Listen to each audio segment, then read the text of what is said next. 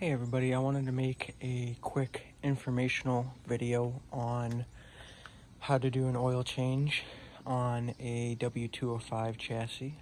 This is a 2015 Mercedes C300. Anyway, you have a plastic pan covers underneath the car, and they are 8mm socket. To get those off, there's about 6. That would be on the bottom of the frame underneath the engine.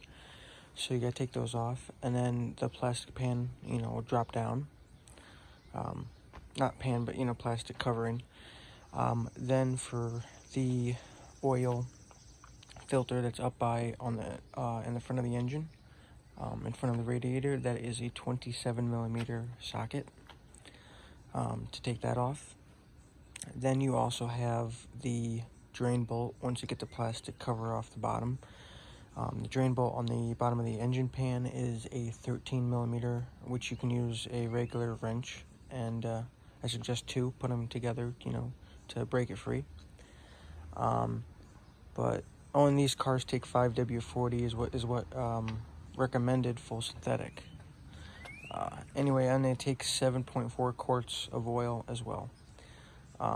So just wanted to let you know, just quickly, what you would need to do an oil change on one of these cars.